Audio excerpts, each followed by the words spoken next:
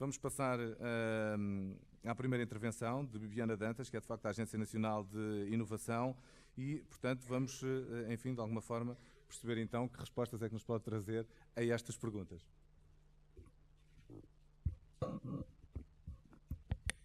Muito boa tarde, muito obrigada também pelo convite para estar aqui presente nesta iniciativa que me parece bastante louvável. Penso que é muito importante, de facto, os alunos organizarem iniciativas deste género, porque de certa forma mostra também este espírito empreendedor, que às vezes se pensa que é apenas para as empresas, mas as empresas também precisam de gente empreendedora a trabalhar para elas e, portanto, provavelmente numa primeira fase vocês irão entrar em empresas que precisam de gente com novas ideias e com novas perspectivas,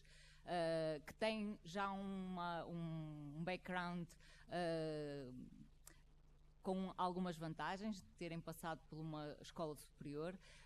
e com um conhecimento do mundo que também é muito importante trazermos às empresas, que cada vez mais precisam de se internacionalizar e utilizar a investigação, desenvolvimento e a inovação como desafios para, ou respostas para os desafios que se colocam hoje em dia em termos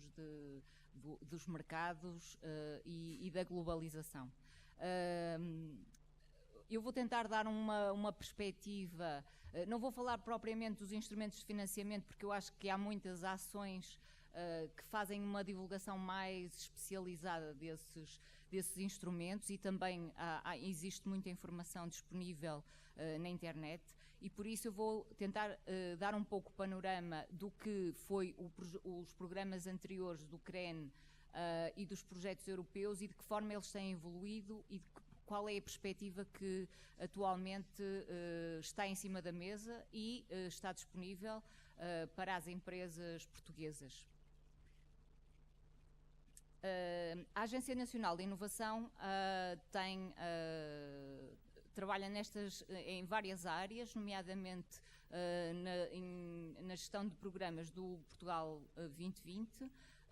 no CIFID, que é o instrumento de apoio aos incentivos fiscais, e também ligada aos projetos europeus do Horizon 2020, em termos dos sistemas de incentivos. Relativamente a um outro serviço que eu tenho até estado mais ligada, que é o Enterprise Europe Network, que é uma rede europeia que dá apoios às empresas em termos de internacionalização e inovação, e que acabou também de lançar ou de relançar a Bolsa de Tecnologia e Negócios, que irei falar um pouco mais à frente. E com quem até temos tido alguma colaboração específica com entidades que dinamizam a transferência de tecnologia, nomeadamente aqui no IPB com o Dr. José Santos, que tem sido um colega bastante ativo na nossa colaboração. Em Portugal, hoje, a inovação e a investigação são efetivamente um driver do aumento de competitividade das empresas. No antigo programa quadro, no CREN, durante o CREN, os projetos em copromoção, isto nomeadamente no QCA3, em que nos programas geridos pela Agência de Inovação, há um aumento significativo quer do número de projetos geridos em copromoção, submetidos, quer no número de empresas envolvidas e efetivamente até no financiamento que esses projetos conseguiram levar a cabo. Penso que isto é revelador de que efetivamente desde 2000 até 2013 há um impacto da inovação e da investigação, porque estes projetos de copromoção envolvem normalmente ou obrigam ao envolvimento de entidades do sistema científico e tecnológico e empresas. E por aqui se mostra como Portugal tem tido efetivamente uma evolução, mesmo apesar da crise. Algumas das principais alterações que surgiram em relação aos anteriores programas e ao novo têm a ver com algumas definições de base, como seja os setores passam a surgir como a ter um impacto mais nas cadeias de valor. É importante que nos projetos submetidos haja este conceito desde o fabricante à entidade que faz o desenvolvimento, institutos e desenvolvimento, quer também quem utiliza. É necessário que os projetos tenham produtos ou serviços vocacionados para o mercado. Não basta fazer investigação e ter uma descoberta muito interessante se, embora ela seja também necessária, a investigação fundamental, mas aqui estamos a falar de investigação para o mercado. Precisamos que os produtos cheguem efetivamente ao mercado e que a investigação seja valorizada. Portanto, estes conceitos são muito importantes neste novo quadro Portugal 2020, nos apoios para uma investigação com impacto a nível económico e social. É importante que estes consórcios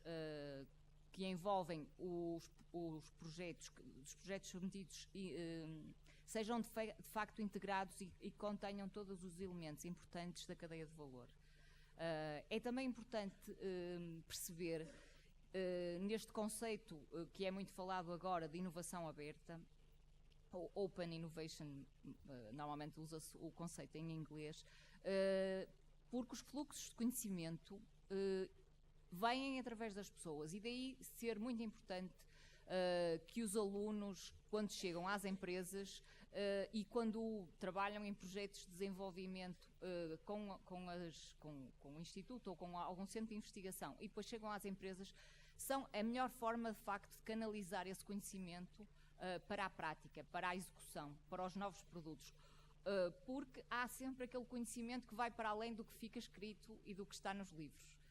E, portanto, é muito importante que os alunos participem e sejam ativos no desenvolvimento dos novos produtos e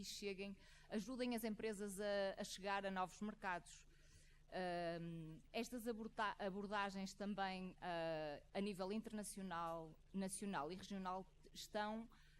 em coordenação. Já devem ter ouvido falar das estratégias de especialização inteligente que existem a nível regional, na região norte e nas outras regiões nacionais e também a nível nacional. E é muito importante que os projetos estejam alinhados nestas perspectivas e nestas estratégias que tendem a convergir. Existem na estratégia nacional o alinhamento das diferentes estratégias regionais, dos fundos de especialização e investigação inteligente e há vários eixos temáticos, 15 temas prioritários e temas que versam áreas, setores mais tradicionais com setores emergentes. As prioridades foram definidas pelas diferentes regiões e é importante que sejam consideradas nesse contexto. O CREN, que era o anterior programa, e o novo Portugal 2020, há uma evolução que tem a ver com alguns dos programas que se mantêm e que vão evoluindo, desde os programas de apoio dos fundos estruturais para a criação de núcleos e departamentos de ID nas empresas, há também os projetos de ID nas empresas e os projetos de investigação colaborativa em copromoção, que foram aqueles que falei há pouco, cobrindo as diferentes fases do ciclo de inovação. E também há diferentes mecanismos de financiamento e taxas em função de cada um deles. Eu não vou falar destas coisas em pormenor, porque penso que depois, consoante o interesse de cada um de vocês ou das empresas, se poderá enquadrar os objetivos de acordo com os diferentes projetos. Gostaria também de chamar a atenção para as ações em termos de apoio a projetos de inovação, à capacitação e existem também outros de apoio à introdução de projetos que vão entrar em novas linhas, como sejam os projetos de demonstração e linhas piloto, que é um tipo de projeto novo no Portugal 2020. Também há a inserção de recursos humanos altamente qualificados nas empresas, que penso que também é uma área em que poderá haver interesse da parte dos licenciados que acabam os cursos e das empresas que pretendem encontrar parceiros de desenvolvimento. A ligação ao sistema científico e tecnológico é também favorecida em diversos eixos destes programas, que entram quer em projetos individuais com as empresas, quer em copromoção, empresas, entidades do sistema científico e tecnológico e também associações empresariais. Em termos do programa europeu, existem 3 eixos principais: o da excelência científica, mais focado nas áreas de investigação mais fundamental; o da liderança industrial, que é também bastante vocacionado para a inserção de empresas nestes projetos, cobre diversas áreas tecnológicas, o acesso a capital de risco e a inovação nas PME. Há um programa especificamente dedicado à inserção das PME. E há também os desafios societais, que são projetos mais vocacionados para temas disruptivos e com mais preocupação da sociedade em geral. Em termos de posicionamento, existem os diferentes instrumentos, podem se situar de acordo com a ideia fundamental, o ID mais aplicado, projetos demonstradores e de linhas piloto e os mais vocacionados para o mercado. E os diferentes instrumentos enquadram-se nestas diferentes linhas de acordo com a sua proximidade ao mercado e à investigação. Ia dar só aqui um pequeno exemplo de um projeto em que se faz uma integração de fundos, um projeto europeu que fez um desenvolvimento de novos contadores inteligentes há 15 anos atrás e que depois foi integrado num projeto piloto em que em Évora foi aplicado este tipo, o protótipo que tinha sido desenvolvido na prática. E, portanto, esta integração de juntar os projetos europeus, resultados dos projetos europeus na prática real, está ao alcance também das empresas. Um outro exemplo também muito rápido é uma linha de desenvolvimento que foi desenvolvida em Itália, num projeto também europeu para o setor do calçado e que depois foi aplicada a nível nacional numa empresa de metalomecânica. Portanto, todas estas ações podem ser realizadas em colaboração. Muito rapidamente vou terminar, que já estou a passar do meu tempo, falando um pouquinho da rede Enterprise Europe Network, que é uma rede que cobre a Europa e para além dela, em que existem um conjunto de técnicos que fazem apoio às empresas e que as ajudam a perceber, a responder a uma série de questões relativamente a mercados, legislação, apoio à introdução de tecnologias, e que muitas vezes as empresas, quando estão neste meio dos projetos e dos programas, sentem-se um pouco confundidas como é que podem ser apoiadas. Esta rede de proximidade pretende ajudar as empresas a encontrar efetivamente uma porta de entrada para a Europa em questões práticas e através de um apoio local e, portanto, com um conjunto de entidades que constituem um novo consórcio e podem se dirigir à Agência de Inovação e colocar questões e nós encaminhamos e damos respostas nestas questões muito práticas.